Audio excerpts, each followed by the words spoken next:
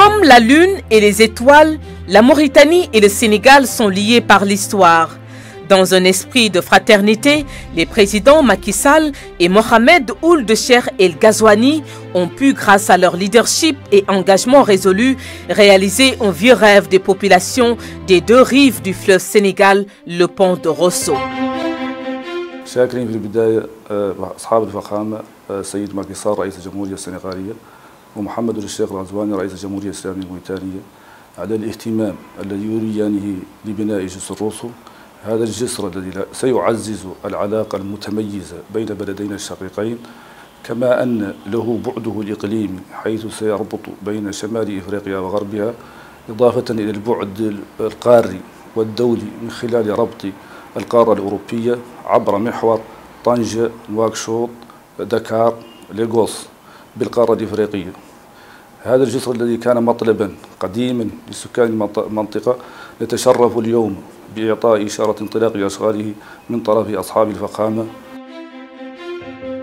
La construction du pont de Rosso, infrastructure essentielle du corridor transcôtier Tanger-Casablanca, Nouakchott-Dakar, Abidjan-Lagos, va participer grandement à la mise en œuvre de la politique d'intégration continentale. Permettez-moi d'abord de magnifier la vision des deux chefs d'État, son Excellence Mohamed Ould Ghazouani, président de la République islamique de Mauritanie, et son Excellence Macky Sall, président de la République du Sénégal, pour leur engagement à réaliser cet ouvrage important sur le fleuve Sénégal.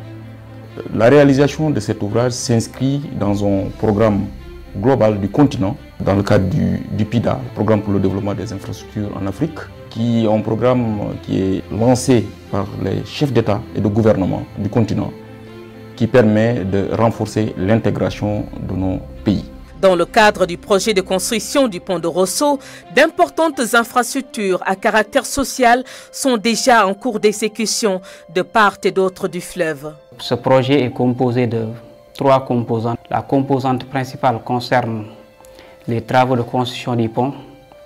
La deuxième composante elle est relative aux travaux d'aménagement connexes au niveau des deux rives. La troisième composante elle est relative aux travaux de construction des postes de contrôle juxtaposés qui vont faciliter l'exploitation du pont. Dans toutes ces composantes, le projet de construction du pont de Rosso est financé à hauteur de 87,63 millions d'euros par les deux États, avec un concours important de la Banque africaine de développement, la BAD, qui coordonne les financements extérieurs, de l'Union européenne qui a apporté un don important au projet et la Banque européenne d'investissement BEI. La Banque africaine de développement a soutenu et a accompagné toutes les phases préparatoires de ce projet de construction du pont. Depuis le financement des études en 2006 jusqu'à la signature des différents accords de prêt d'intervention survenus en 2017. Le choix de financement par ces institutions est motivé par le caractère multinational et intégrateur de ce projet. Ce pont entre le Sénégal et la Mauritanie est le symbole d'un tel rapprochement de peuples déjà très proches et de projets d'avenir en commun au bénéfice des populations des deux rives et de toute la région.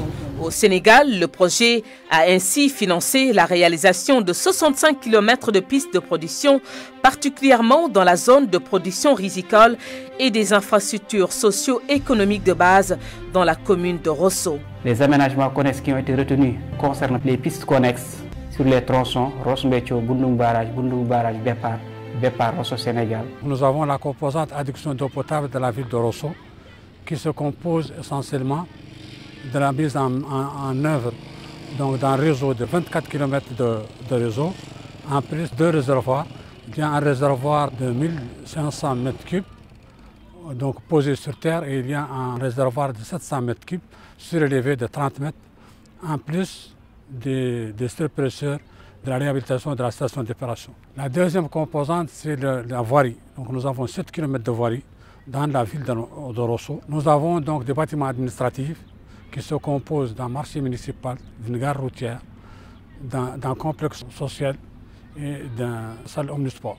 Nous avons eu à réaliser des infrastructures socio-économiques en l'occurrence une gare routière, sur une superficie d'1 hectare. Nous avons aussi réalisé une plateforme multifonctionnelle. Et en plus de ça, nous avons eu aussi à réaliser un marché d'une superficie d'1 hectare, comprenant 100 cantines. Avec toutes ces réalisations, l'impact sera significatif sur la vie des populations de part et d'autre du fleuve du Sénégal. C'est un cordon ombilical qui vient d'être réalisé pour permettre non seulement à ces peuples de se mouvoir encore beaucoup plus facilement, mais aussi de renforcer les échanges économiques entre nos deux pays et au-delà, entre les pays de la CEDEAO et ceux de l'Union du Maghreb arabe.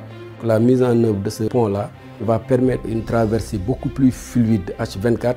Ce problème de dépôt de produits ne se poserait pas. Aujourd'hui, avec le pont, on considère que la frontière sera presque annulée entre ces deux États frères.